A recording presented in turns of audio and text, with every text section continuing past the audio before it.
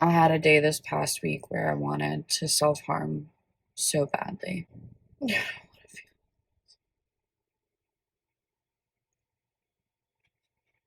don't want to fucking feel it.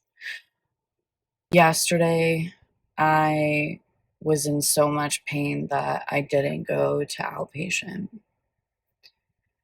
And last night, I had a medication interaction that I didn't know was going to happen that lowered my blood pressure. And so I didn't get a lot of sleep. And this morning I thought that I was sick because I woke up and my voice was worse.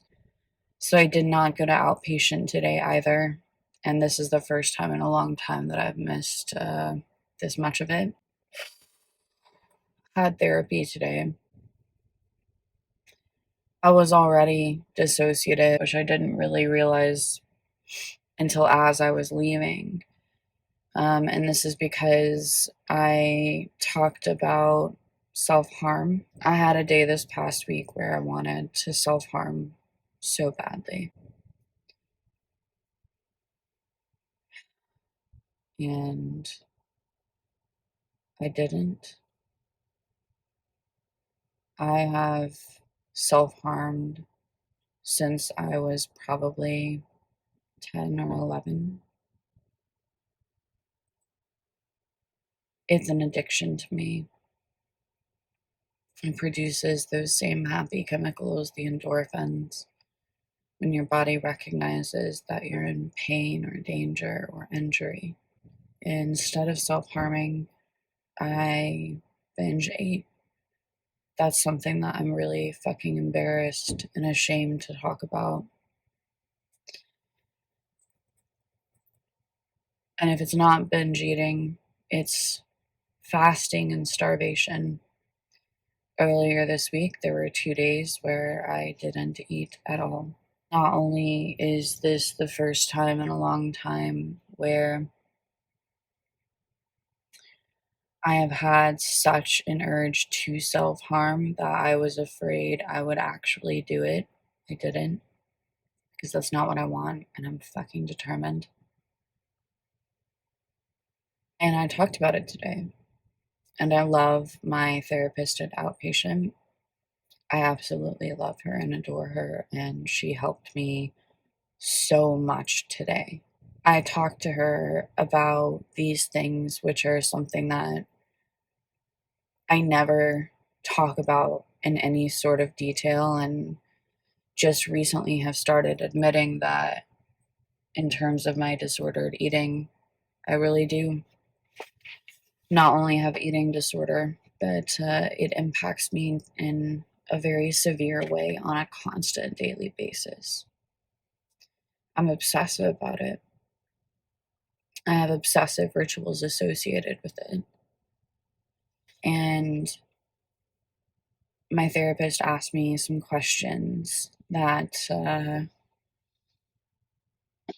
incited and allowed me to talk with her in detail about not only the feelings and rituals and processes and all of that associated with these self-destructive and directly self-harming behaviors. I can't even speak right now.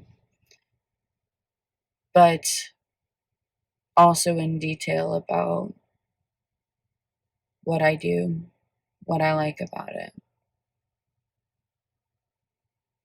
And it was incredibly helpful and supportive, and we came up with a solution, which maybe I'll talk about later. I had to go to the gas station to fuel up, and I had to go to the grocery store. I don't have any money. I'm poor, and that's reality.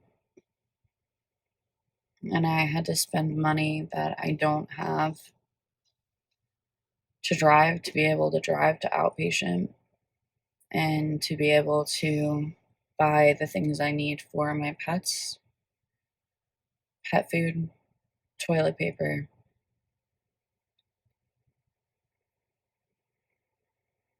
scissors.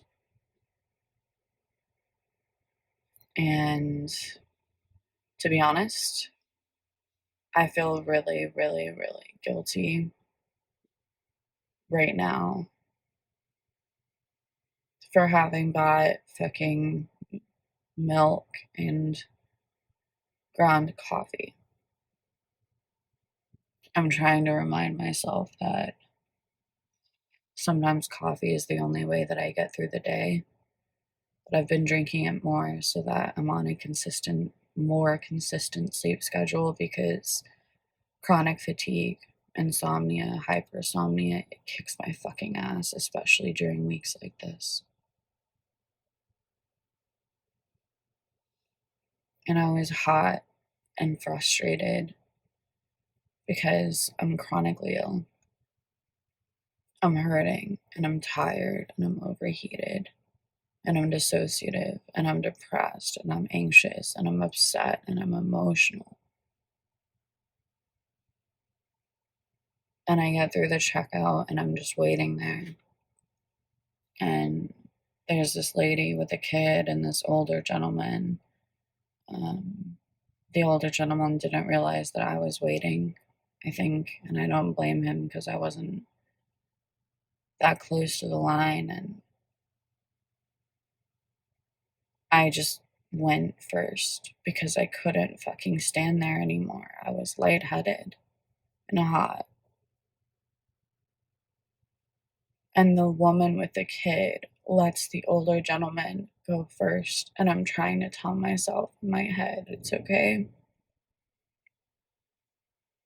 Because I am chronically ill. I am disabled. And I walk out to my car and I need a fucking handicap sticker. I need a handicap sticker.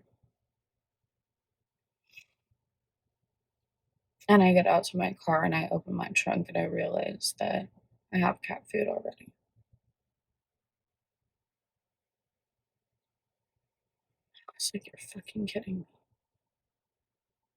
So I spend this money on cat litter that I don't have or fucking cat food that I don't have when I already have cat food.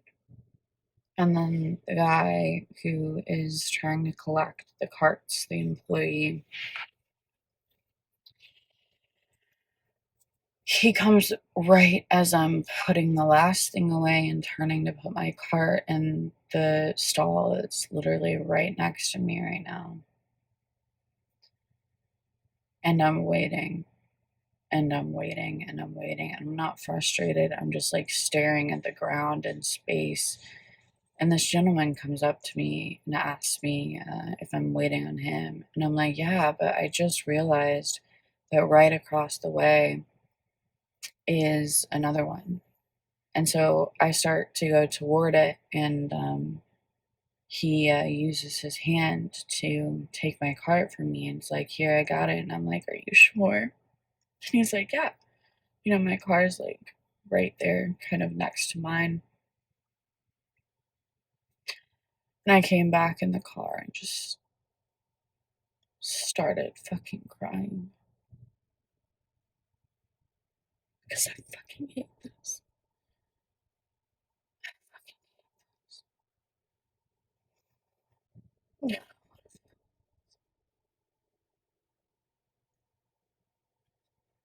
I don't want to fucking.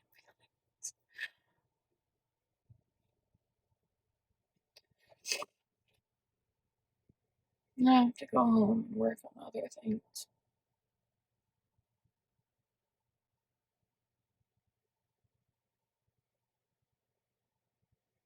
Fucking hurts.